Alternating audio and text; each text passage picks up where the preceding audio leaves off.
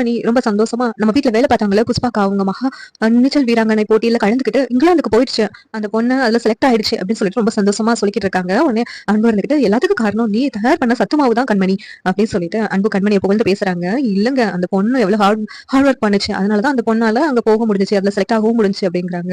இல்ல கண்மணி எல்லாத்துக்கும் காரணம் உன்னுடைய சத்துமாவு தான் அப்படின்னு சொல்லிட்டு அன்பு மறுபடியும் கண்மணியை புகழ்ந்து பேசிக்கிட்டு இருக்காங்க. பாட்டி கவர்மெண்ட் டெண்டர் ஓகே ஆகுறதுக்கு முன்னாடியே அந்த வெண்ணிலாவை புகழ்ந்து தள்ளிக்கிட்டு இருந்தாங்க.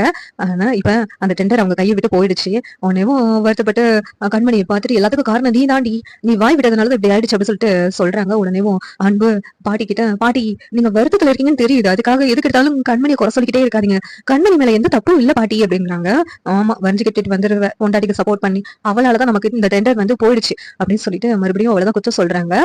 அவளாலதான் உங்களுக்கு அந்த டெண்டர் கைவிட்டு போச்சுன்னு சொல்றீங்கல்ல, அப்பனா கண்மணி ஒரு சத்துமாவு ரெடி பண்ணிருக்கா பாத்தீங்களா, அதை நீங்க டெண்டருக்கு அனுப்புங்க, மறுபடியும் அதை அனுப்பி உங்களுக்கு அந்த டெண்டர் கிடைக்குதா இல்லையான்னு பாக்கலாம். அதுக்கு அதை விட்டுட்டு அப்படி கிடைக்கலன்னா கண்மணியை குற்றம் சொல்லுங்க, இப்ப எதுக்கு பாட்டி கண்மணிய பேசிக்கிட்டு இருக்கீங்க அப்படின்னு சொல்லிட்டு அன்பு சொல்லிக்கிட்டு இருக்காங்க. இவ பண்ண சத்துமாவை கொடுத்தோம்னா மோந்து பார்த்துட்டே கீழே போட்டுருவாங்க, அப்புறம் எங்க சாப்பிடுறது அப்படின்னு சொல்லிட்டு பாட்டி திட்டிட்டு இருக்காங்க.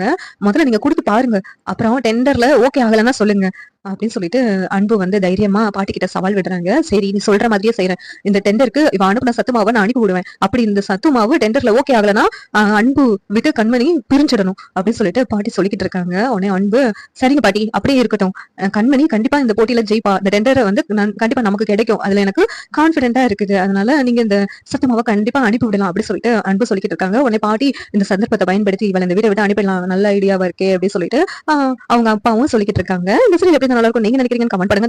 லைக் பண்ணுங்க, ஷேர் பண்ணுங்க, சப்ஸ்கிரைப் பண்ணுங்க. தேங்க்யூ.